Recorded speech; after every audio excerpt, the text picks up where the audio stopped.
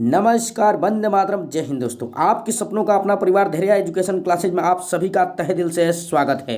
तो आइए आज स्टार्ट करते हैं एनसीईआरटी पैटर्न पर आधारित क्लास 10 मैथमेटिक्स सब्जेक्ट को, जहां पर हम बताने वाले हैं बोर्ड एग्जाम से रिलेटेड अति महत्वपूर्ण टॉप 5 क्वेश्चन को, जो बोर्ड एग्जाम में सीधा अटैक करेगा। यहाँ पर देख पा रहे हैं कि फर्स्ट नंबर जो क्वेश्चन दे रहा है वो अति लघु उत्तरीय टाइप्स के ही प्रश्न है।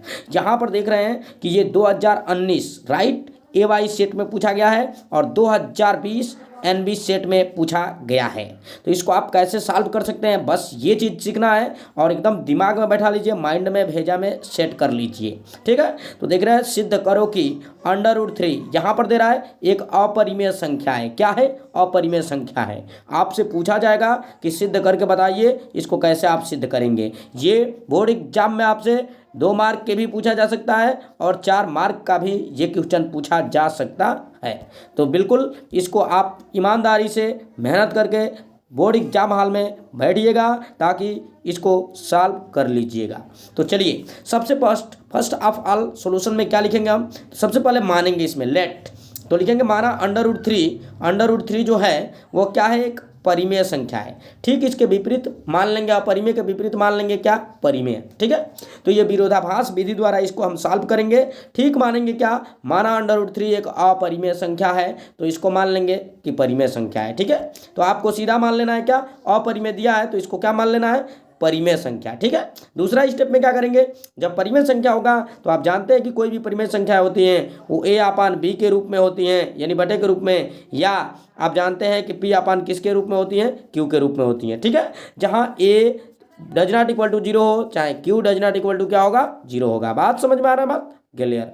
अब इसको क्या लिखेंगे? तो इसी तरह से लिख देंगे कि A/B बराबर अंडर रूट कितना 3, जहां A जो है और B जो है वह क्या है? सहअभाज्य पूर्णांक है या संख्या है। बिल्कुल इस तरह से आप लिख लेंगे। तो फर्स्ट स्टेप आपका, सेकंड स्टेप कंप्लीट हुआ। दूसरा स्टेप में क्या करेंगे? तो ये जो दिया गया है आपका, इसको क्या करेंगे? दोनों पक्षों का वर्ग करने पर, जब दोनों पक्षों का वर्ग करेंगे तो क्या हो जाएगा मेरे प्यारे बच्चों? बिल्कुल आप देख पा रहे हैं, जब दोनों पक्षों का हम वर्ग करेंगे तो यहाँ पर देख पा रहे हैं कि A के भी स्क्वायर, देख रहे हैं ना, इसी का कर रहे हैं वर्ग, A के भी स्क्वायर और B का भी स्क्वायर। फिर इधर √3 है तो √3 का जो स्क्वायर होता है तो आप जानते हैं कि ये वर्ग से वर्गमूल का चिन्ह हट जाता है, इसलिए क्या बचेगा? 3। तो ये 3 हो गया। तो इतना समझ में आ रहा है आपको स्टेप? चलिए, फर्स्ट स्टेप में हमारा √3 एक परिमेय संख्या है। सेकंड स्टेप में जब परिमेय संख्या है तो इसलिए ये A/B के रूप में होगा और √3 इसके बराबर होगा, जहाँ A और B सहअभाज्य संख्या है और क्या है? या पूर्णांक है। फिर दोनों बच्चों का वर्ग कर देंगे तो इतना हो जाएगा आपका। यहाँ तक आपको समझ में आ रहा है? अगला स्टेप क्या और बढ़ते हैं हम और क्या करते हैं, बस देखते रहिए आप। ठीक, अब क्या करेंगे? B को इधर भेज देंगे तो यहाँ पर बच जाएगा A के स्क्वायर, देख रहे हैं ना, और यहाँ पर हो जाएगा क्या? गुणा में जाएगा तो 3B हो जाएगा स्क्वायर। ठीक है, आप इसको समीकरण 1 न मानिएगा, हमारा मानो कहना, तो इसको आप मान लीजिएगा समीकरण नंबर 1, बिल्कुल, ताकि आपको एग्जाम में किसी प्रकार का कोई दिक्कत ना हो सके। ठीक, अब क्या करेंगे? अब लिखेंगे यहाँ पर, चूंकि यहाँ पर लिखा है A² 3 से भाज्य है, 3 से भाज्य A²। ठीक है, यानी कहने का मतलब मान लीजिए A² है। ठीक है, और 3 को इधर लाएंगे तो ये बटे में 3 हो जाएगा। तो कहने का मतलब A² जो है, A² वो 3 से क्या है? भाज्य है। समझ में आ रहा है? तो लिख देंगे A² 3 से क्या है? भाज्य है, इस समीकरण के आधार पर। राइट, कह सकते हैं ऐसा। राइट, अब ठीक इसी प्रकार जब A² भाज्य है तो A भी भाज्य होगा 3 से, इतना कह सकते हैं ना? बिल्कुल, इतना ही कह के छुपा जाएंगे। एक काम हमारा फाइनल हो गया। अब चलते हैं दूसरे वर्ग की तरफ। अब क्या करते हैं? अब यहाँ पर पुनः मानते हैं हम। ठीक है, पुनः माना। अब एक बार मान लेते हैं, क्या मान लेते हैं? तो A बराबर मान लेते हैं 3C। A बराबर क्या मान लेते हैं? 3C। अगर अंडर रूट में 3 दिया है तो मान लेंगे A बराबर कितना? 3 और कितना? C। लेकिन वही अगर मान लो अंडर रूट में क्या दिया जाए? 5 दे दिया जाए तो आप 3C नहीं मानेंगे, तब क्या मानेंगे? तब A बराबर क्या मानेंगे मेरे प्यारे बच्चों? 5C मानेंगे। राइट, तो जितना दिया रहता है उतना मान लेते हैं। तो ये बात समझ में आ गया कि A बराबर क्या मान लेंगे? 3C। अब क्या करेंगे? तो अब बताइए, इस मान को A का मान जो दिया है 3C, इसको क्या करेंगे? समीकरण 1 में रख देंगे। समीकरण 1 क्या है? तो समीकरण 1 क्या है इसको देखते हैं, ऊपर देख रहे हैं। समीकरण 1 हम इसको माने थे, इसको तो A की जगह पर क्या मानेंगे? ए की जगह पर क्या रखेंगे, तो ए की जगह पर क्या रखेंगे, ए की जगह पर 3c रखेंगे, तो यहाँ 3c के स्क्वायर हो जाएगा, देख पा रहे हैं ना, 3c के स्क्वायर बराबर कितना, ये 3b स्क्वायर, तो 3b स्क्वायर वैसे ही रहने देंगे। अब क्या करेंगे, इसका वर्ग कर देंगे, तो ये हो जाएगा 3 तरीके कितना 9, और c के स्क्वायर हो जाएगा, फिर ये उतना ही रह जाएगा। फिर आगे बढ़ते हैं, अब तो समझ में आ ही गया होगा। अब यहाँ पर लिख देंगे क्या, तो आप देख पा रहे हैं कि इसको क्या करेंगे, काट देंगे, काटेंगे ना, तो काटेंगे इसको, तो आप जानते ही है कि ये 3 इका 3, 3 तरीके कितना हो जाएगा 9, यानी 3c स्क्वायर हो जाएगा। तो देखिए ना, b बराबर कितना हो जाएगा, b के बराबर कितना हो जाएगा 3c स्क्वायर, तो 3c स्क्वायर हो गया। बिल्कुल ये समझ में आ रहा है ना। अब यहाँ पर हम क्या कह सकते हैं, इसको कह सकते हैं समीकरण नंबर 2, राइट। अब इसको क्या करेंगे हम, तो इजिली ढंग से इसको हम कह सकते हैं कि ये 3 जो है इधर आएगा तो बटे में हो जाएगा, तो बटे में होगा तो इसका मतलब विभाजित करेगा बी स्क्वायर को, तो कह सकते हैं बी स्क्वायर को 3 क्या कर सकता है, विभाजित कर सकता है या भाज्य है। फिर बी से भी बी को भी क्या करेगा, 3 भाज्य करेगा, ठीक है, या विभाजित करेगा। बिल्कुल समझ में आ रहा है, वही पैटर्न सेम टू सेम। अब क्या करेंगे, अब लिखेंगे हम, इसका मतलब ये है मेरे प्यारे बच्चों कि यहाँ 3 जो है वो दोनों में आ रहा है, इसमें भी और इसमें भी, यानी ऊपर वाले में भी और नीचे वाले में भी 3, यानी दोनों में आ रहा है, कॉमन आ रहा है। तो कह सकते हैं यहाँ पर हम कुल मिला जुला के क्या, समीकरण 1 तथा समीकरण 2 से स्पष्ट है कि, जहाँ पर थोड़ा लिख देंगे आप, स्पष्ट है कि, समझ रहे ना बात, क्या लिखेंगे, तो लिखेंगे ये कि 3a और b का क्या है, गुणनखंड है, जबकि हमने प्रारंभ में माना था कि a और b सह अभाज्य संख्या है। सह अभाज्य संख्या का मतलब ये होता है कि उसका HCF जो आए वो कितना हो जाए, 1 हो जाए, लेकिन यहाँ पर 1 ना होकर के 3 जो है वो दोनों में मिल रहा है, इसलिए 3 होगा यहाँ पर HCF। तो इसलिए अतः हमारी कल्पना गलत है, √3 एक क्या है, परिमेय संख्या है। अतः √3 एक परिमेय संख्या है, ये अपरिमेय संख्या है, ये मान लेंगे हम, और क्या कह देंगे कि यही हो जाएगा आपका क्या, तो आप बहुत ही अच्छे तरीके से गाढ़े या मोटे पेन से, हरियर पेन से लिख देंगे यहाँ पर क्या, तो प्रूव्ड लिख देंगे, समझ रहे ना। चलो हरा इसमें है भी, देख रहे ना, ऐसे लिख देंगे प्रूव्ड, समझ में आ रहा है, या इति सिद्धम लिख देंगे, राइट। बिल्कुल आपका कंप्लीट हो जाएगा। तो ये 4 मार्क का आपका क्वेश्चन कंप्लीट हो जाएगा। अब आगे बढ़ते हैं दूसरे नंबर क्वेश्चन की तरफ, टॉप 5 के। तो टॉप 5 के क्वेश्चन बहुत ही अति महत्वपूर्ण होते हैं, बिल्कुल मिस नहीं करना है, अंत तक देखना है वीडियो को। तो यहाँ पर हम देख पा रहे हैं, जो कि यहाँ पर 2020 में पूछा गया क्वेश्चन है, कह रहा है पी के किन मानों के लिए निम्न द्विघात समीकरणों के युग्म, कह रहा है निम्न समीकरणों के युग्म एक अद्वितीय हल है। अद्वितीय माने क्या होता है मेरे प्यारे बच्चों, अद्वितीय का मतलब एक होता है, यानी एक के सिवा कुछ दूसरा नहीं होता है, यूनिक होता है अद्वितीय का मतलब। अद्वितीय का मतलब हमेशा यूनिक होता है, और यूनिक का मतलब होता है कुछ नया, जिसके जैसा कुछ होना। बिल्कुल। तो अब बताइए, अब इसको कैसे आप सॉल्व करेंगे, तो यहाँ पर जानते हैं हम कुछ प्रतिबंध को समझते हैं। यहाँ पर पहले इक्वेशन जो दिया गया है उसको देख लेंगे, दूसरे इक्वेशन को देख लेंगे, ये तो अभी तक सवाल हो गया है पूरा, समझ रहे ना। अब हम क्या करना है, हल करना है। तो हम सबसे पहले निकाय को उतारेंगे, दिया गया समीकरण, तो एक पहला उतार लेंगे, दूसरा उतार लेंगे, यहाँ पर समीकरण आपका कंप्लीट हुआ। अब क्या करेंगे, समीकरण का निकाय जानते हो आप क्या होता है, इसका मानक रूप a1x + b1y = c1, यहाँ a2x + b2y = c2, राइट। बिल्कुल समझ में आ रहा है। अब चूंकि आपको जानना है कि अद्वितीय हल होता है, यदि इसका प्रतिबंध क्या होता है अद्वितीय हल होने का, तो अद्वितीय हल होने का प्रतिबंध होता है a1/a2 does not equal to क्या होता है b1/ कितना b2, राइट। ये अद्वितीय होने का प्रतिबंध है। अगर आपसे पूछे हम कि बताइए समपाती होने का प्रतिबंध क्या है, तो a1/ कितना होता है, a2 बराबर होता है b1/ कितना, b2 बराबर होता है c1/ कितना, c2। तो उसको हम बोलते हैं क्या, समपाती होने का प्रतिबंध। एक समांतर होने का प्रतिबंध होता है a1/ कितना, a2 क्या होगा, बराबर होगा b1/ कितना के, b2 के, बट बराबर नहीं होगा c1/ कितना के, c2 के। तो इसको हम बोलते हैं समांतर का, ठीक है। तो कुल मिला जुला के आपसे अगर पूछे हम किसका, तो अद्वितीय हल होने का प्रतिबंध क्या होता है, तो यही होता है a1/a2 does not equal to b1/b2। बिल्कुल इसी में हम क्या करेंगे, मान को भर देंगे। अब मान को भरेंगे तो आप बताइए क्या मान है, कैसे मान प्राप्त करेंगे, इस चीज को आप समझ लीजिए, ठीक है। चलिए देखिए, यहाँ a1 x के पहले क्या है a1, तो समीकरण से हम क्या करेंगे, मान को पता करेंगे कि क्या क्या मान है, ये बात निश्चित कर लेंगे, ठीक है। तो चलिए समीकरण से हम मान को पता करते हैं। तो यहाँ a1/ कितना हो जाएगा a2, ये b1/ कितना हो जाएगा b2, ये c1/ कितना हो जाएगा c2। तो चलिए वही तो चीज़ मिल गया आपको, मिल गया एकदम आसान। तो यहाँ पर हम हल कर लेंगे और निकाल लेंगे मान को। तो चलिए निकालते हैं। a1/a2 क्या हो जाएगा, a1/a2 4/2, देख पा रहे हैं ना, a1/a2 हो जाएगा 4/2, यानी काट देंगे इसको, कितना आ जाएगा 2, राइट। फिर b1/b2 निकाल लेंगे, यानी p/q, p/, कितना 2। तो इस तरह से देख पा रहे हैं आप, देख रहे हैं ना, ये यही है A1/A2 B1/B2। तो इसको देख रहे हैं A1/A2 यानी 4/2, फिर इसको काट देंगे तो 2 हो जाएगा, फिर B1/B2 क्या मतलब हो जाएगा P/2। देख रहे हैं ना P/, कितना है 2 है। क्लियर। अब इसको देख पा रहे हैं कि अद्वितीय हल होने की स्थिति में इसको अगर सॉल्व करें तो फर्स्ट ऑफ ऑल पहले का ही मतलब दोनों को बराबर कर लेते हैं, यानी A1/A2 और B1/B2 does not equal to होता है। तो इसमें भर दीजिए, तो इसका मतलब ये 2 है तो यहाँ पर लिख देंगे 2, यहाँ पर बराबर नहीं है P/Q के, राइट। बिल्कुल समझ में आ रहा है। अब इसको क्या करेंगे, इसको आप भेज देंगे इधर, तो 2 गुना के कितना हो जाएगा 4, यानी देख पा रहे हैं 4 आ गया मान इसका, ठीक है। तो कह सकते हैं कि अतः P बराबर 4 के अतिरिक्त P के अन्य सभी मानों हेतु समीकरण निकाय का अद्वितीय हल होगा। बिल्कुल समझ में आ गया ये बात, माथा में बैठा लीजिए इसको। ये 4 नंबर या 2 नंबर का क्वेश्चन पूछा जाएगा बोर्ड एग्जाम हॉल में, ठीक है। चलिए, अगर वीडियो पसंद आ रहा है तो चैनल को नए हो तो सब्सक्राइब कर लीजिए और बेल नोटिफिकेशन को ऑन कर लीजिए, ताकि किसी भी प्रकार का कोई भी लेटेस्ट वीडियो आए तो वो सबसे पहले आपको मिले।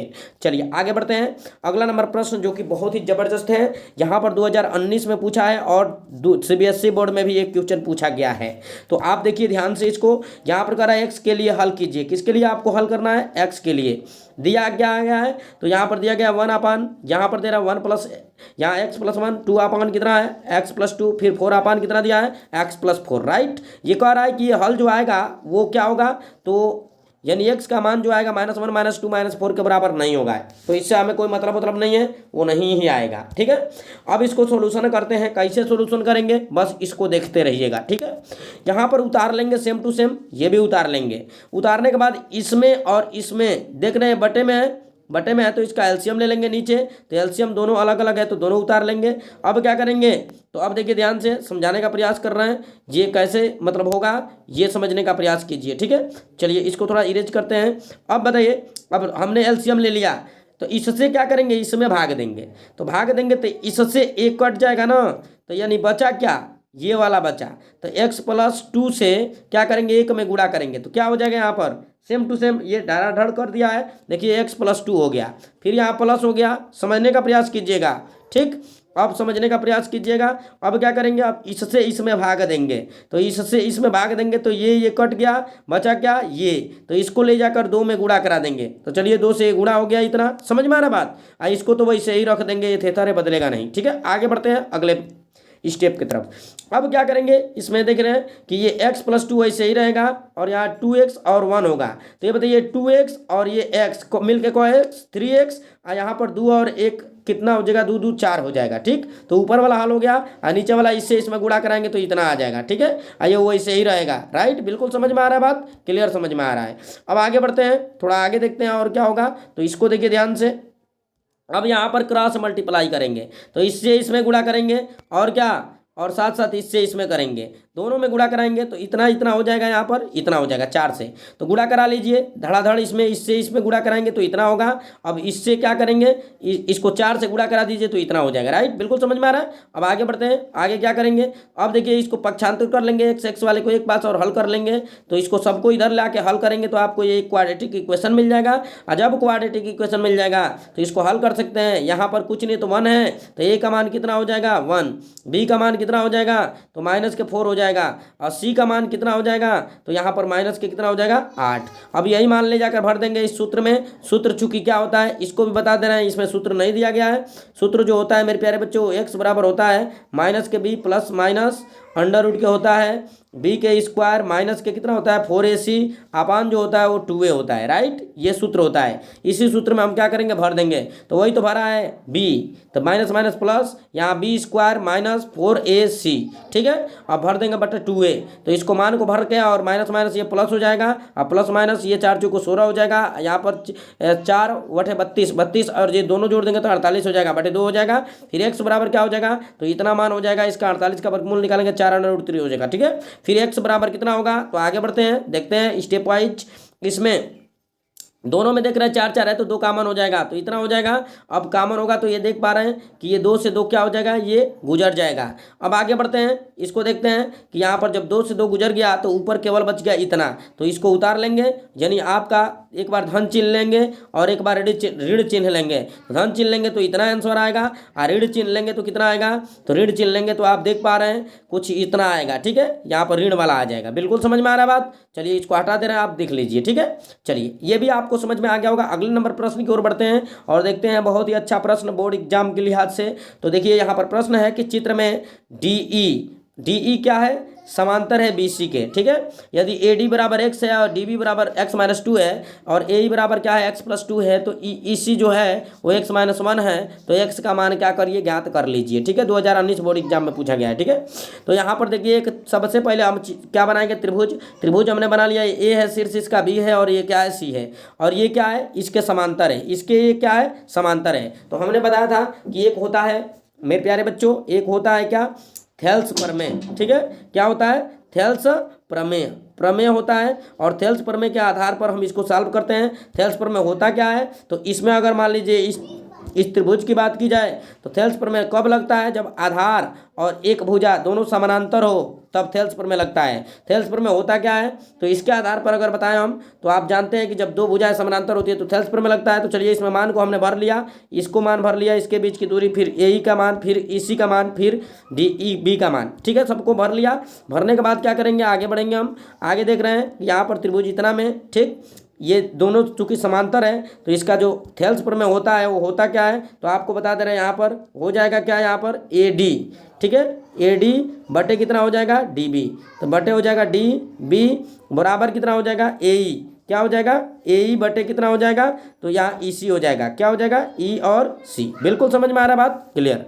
अब इसको क्या करेंगे, इसी में भर देंगे, ये AD का मान भर देंगे, इसमें x, फिर ये सब मान भर देंगे। भरने के बाद क्या करेंगे, इसका कैलकुलेशन कर लेंगे आपस में, क्रॉस मल्टीप्लाई करने के बाद इतना हो जाएगा। फिर इसको हल करते जाएंगे, यहाँ पर देख पा रहे हैं कि आंसर मिल जाएगा आपका क्या, x का मान 4। बिल्कुल उम्मीद और आशा के साथ बता रहे हैं कि आपको समझ में आ रहा होगा, समझ में आ रहा होगा। बिल्कुल, तो लगभग ये 5 क्वेश्चन है ना, 5 जनों को आप शेयर जरूर करेंगे, ये संकल्प ले लीजिए। बिल्कुल, अब चलिए इसको समझाते हैं। ये आप जानते हैं कोऑर्डिनेट ज्योमेट्री से संबंधित ये प्रश्नावली से ये सवाल दिया गया है, जो बोर्ड एग्जाम में 2 टाइप्स के पूछा गया है, हर साल लगभग आता है जब से NCERT बना है।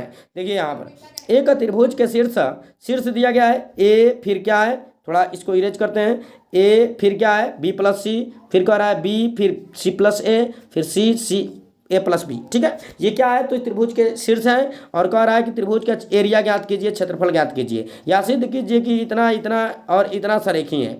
तो सरेखी कब होगा, त्रिभुज का क्षेत्रफल, जब उसके त्रिभुज का क्षेत्रफल का मान क्या आ जाएगा, 0 आ जाएगा, तो उसको हम बोल देंगे समरेखी है। राइट, बिल्कुल समझ में आ रहा है। चलिए, तो इसके लिए ये कुछ दिया नहीं है बट हम बता दे रहे हैं, इसके लिए एक सूत्र होता है। सूत्र क्या होता है, थोड़ा ध्यान से देखिएगा। होता है त्रिभुज का क्षेत्रफल। ठीक है, त्रिभुज के क्षेत्रफल बराबर होता है 1 कितना 2। ठीक है, कोष्टक बड़ा लगा लेते हैं, फिर x लिखते हैं। ठीक है, फिर यहाँ x1 लिखते हैं, कोष्टक में क्या, तो x यहाँ पर यहाँ पर हो जाएगा, देखिए y2, ध्यान में रखिएगा, y2 माइनस y3, फिर कोष्टक बंद, फिर लिखेंगे x2, फिर कोष्टक में क्या हो जाएगा, कोष्टक में हो जाएगा y3 माइनस y1, फिर हो जाएगा प्लस x3, फिर कोष्टक में क्या हो जाएगा, तो y1 माइनस y2। ठीक है, इस तरह से मतलब हो जाएगा आपका। ठीक है, क्लियर। तो अब इस टाइप्स के इसको बंद कर लेंगे, बड़ा बिग ब्रैकेट बंद कर लेंगे और इसी में क्या करेंगे, मान लाकर भर देंगे। ये किसका मान होगा, x1 का, ये मान होगा दोनों y1 का, ये हो जाएगा x2 का, ये हो जाएगा y2 का, और ये हो जाएगा x3 का, और ये हो जाएगा y3 का। यही मान सब लेकर के इसमें भर देंगे। भरने के बाद जो आएगा आपका हल, वो क्या मिलेगा, 0। तो जब 0 मिलेगा तो कह देंगे कि ये संरेखी है। राइट, बिल्कुल समझ में आ रहा है। इसको प्रैक्टिस जरूर कीजिएगा। उम्मीद और आशा और विश्वास के साथ बता रहे हैं कि ये बोर्ड एग्जाम में लगभग इसमें से क्वेश्चन पूछे जाएंगे या ऐसे ही पैटर्न पर आधारित क्वेश्चन मिलेंगे। तो चलिए आज के लिए बस इतना ही, दीजिए मेरे को इजाज़त। नमस्कार, वंदे मातरम, जय हिंद दोस्तों।